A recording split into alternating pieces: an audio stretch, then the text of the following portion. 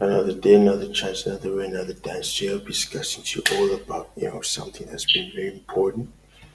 So last chapter we're discussing how to apply or how to access our APIs from our applications. In this lesson will be adding API security, right? So you'll just be applying a few security strategies to our API routes.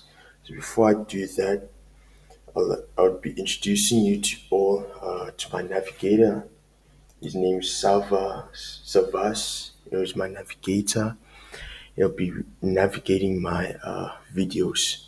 Savas, thank you very much. And without further ado, let's begin. So in this lesson, you apply a few security strategies to our API routes. Without a browser to store cookies, some external applications may find it difficult to use the API route without a way to verify the user's identity. First, you implement some basic security by providing an API route token that must be appended to each request. Then you improve that strategy by generating a unique API key for each user upon account creation. Allows you to explore JSON Web Tokens, a system of hashing user data and exchanging tokens to authenticate user accounts without a browser. Lesson covers adding security token verification, middleware, creating a pre-save hook to generate API keys, and implementing JWT header authentication. So implementing simple security. So Enet 5 guided us through user account creation authentication, right, with the help of a few packages created throughout the process of so on and so forth. Without the help of external packages, you can take some simple steps to protect your APIs. For example, making use of passports, cookies, hashes, tokens, so on and so forth. Just pretty much encrypt our APIs. So asking middleware functions to verify API tokens in uses controller.js. So as you can see, we got a verified token, right?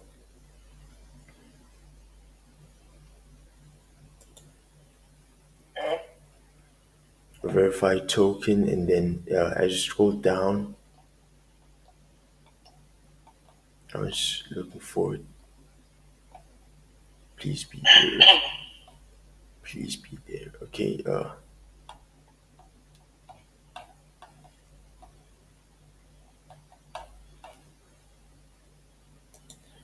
So we have verified token, right? Verified token with the parameters.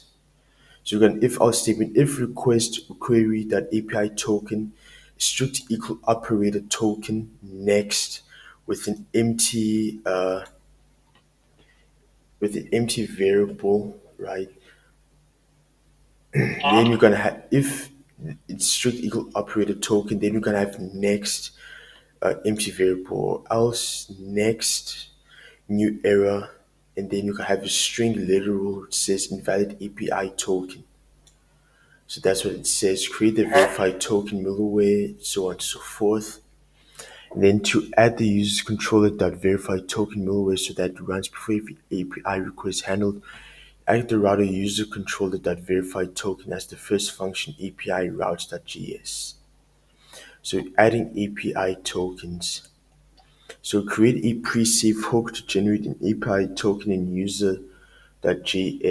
So you're gonna be using a user schema in user.js.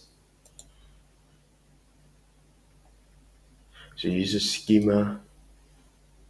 So let user equals this. Then if our user, if you know invalid user.api token, if so let user equals this. So we don't have an if else statement, but we have a condition. So our let variable user will equal to this if our user.api if our user is invalid, and also connects to an API token. Then our user.api token equals rand token.generate 16. This checks for an existing API token and generates a new one with rand token generate. Then next MP variable. So that's pretty much what happens. Right, so that's our security settings. Let's say you're making use of passwords and you're making use of like passports, so on and so forth. That's what you pretty much use. So yeah, so that's yeah. We're using a user schema, right? And then you got next, and then yeah, let's go on to the next one. So use data for John Wexler. So that's what you pretty much need to see. So these are the security settings, right? Then you got the API token. This user has a subscribed account. Displaying the API token on the user's show page. So improving the token verification action in user controller.js. So verify token if else statement. So if token user find one of API token colon token then user equals true or greater than if user right. So we got pretty much got an if else statement. If user next to operate then else next new error invalid API token. So that's pretty much what you have. You know. So users controller API authenticate. So this is pretty much if else statements with parameters and string literals that are pretty much consist of booleans, tokens, parameters, and passports. So that's what they consist of, and our API uses controller JS, right? So it's verifications for APIs and so on and so forth. And then you go to our main.js, right? So we got our variables. It's pending now. It's pending. Our variables.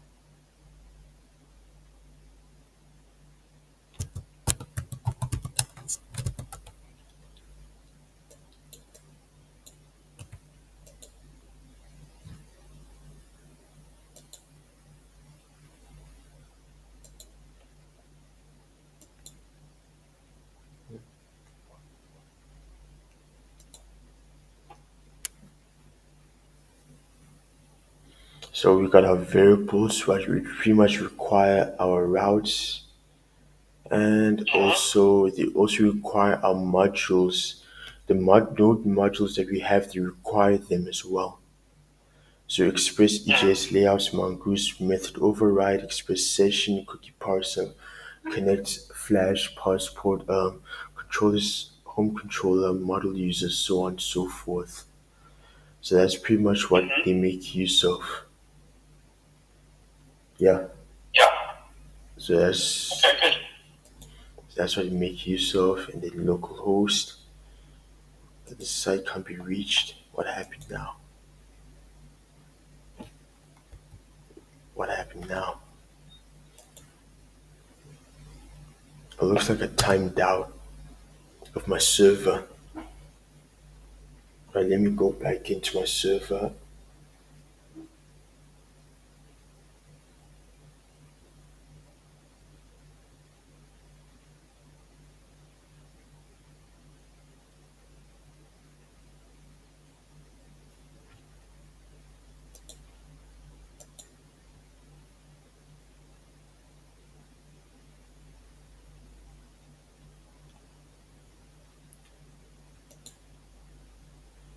Okay, so we got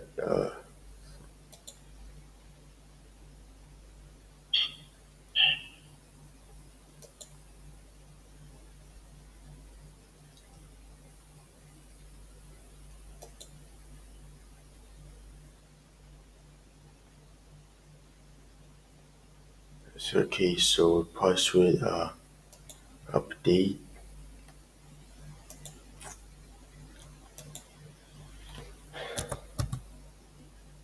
Johnny Boy.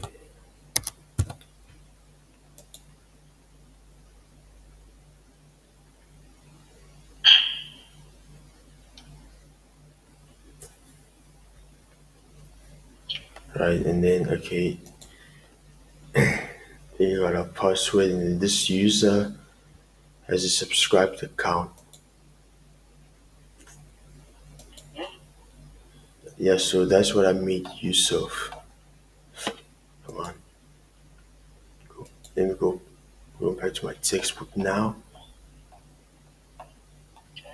So instead of an API token, I made use of a password. I made use of passwords, but you won't see it because I got an authentication code that I made use of that pretty much authenticated my password already on the back end on the server side. But the computer is able to register it, but it won't, you know, it won't display it, but it's been encrypted into my code already. So yeah, so that's what we're dealing with.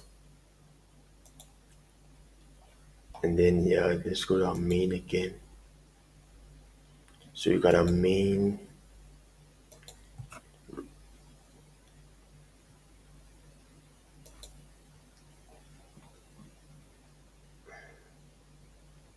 Then you got we pretty much got our MongoDB, our server. Then you got a then it's pretty much a condition that you set when something has been successfully logged. Then it's pretty much a replacement for like a boolean, which is true.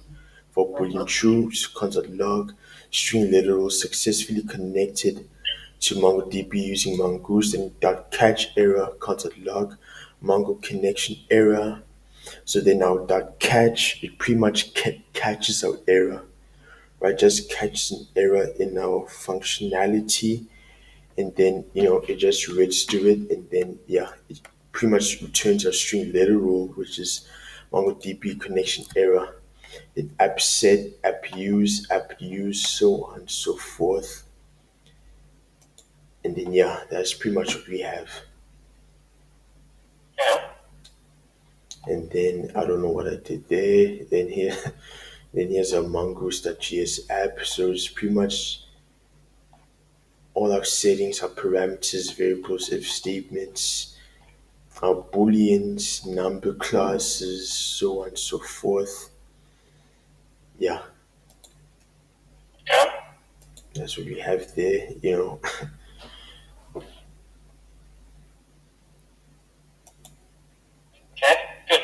And then yeah, app use, right? And then app use, const mongoose if statement for that. Turn this connections, const, yeah, and so on and so forth. And then yeah, you go to our inspect. Let's inspect our network now.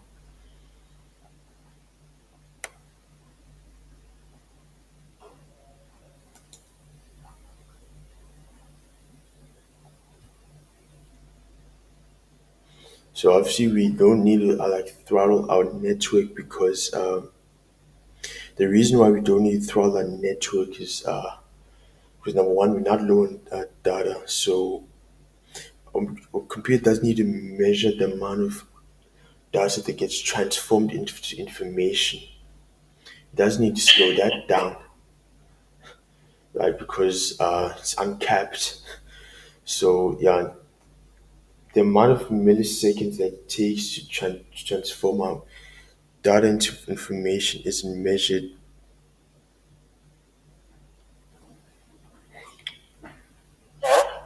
right? And then it doesn't need to be measured. Then you got bootstrap.css recipe underscore app that CSS size through force type style sheet, so on and so forth. You know, then go to our cooking courses, right? As you can see here, size 200 through 4, create new courses, culinary brine, and then cake design. Then we go to home, localhost, fruit.jpg, jQuery.min.js, bootstrap.min.js, recipe app.js, bootstrap.css, recipe underscore app.css, so on and so forth. You know what I mean? And then you got contact, then you got then you pretty much got our name, status type, initiator, size, time, so on and so forth. And then you got our latest courses, what we went through in our last chapter, in our last lesson, courses. So here's our API key. So API courses. So through our API, you're gonna import. That's simple as everything to do with the API. So you're gonna import an API called courses. You're gonna require it. Then you got our font, style sheet, script, graph.png, images, importing images from a public folder, then our style sheet, then our icon, that JPG. Oh, I mean PNG. Yeah, so that's pretty much our network. Then yeah, I mean that's pretty much it, man. So thank you very much. Till next time, take care of this, and yeah, anything that you want to see on your site, sub us.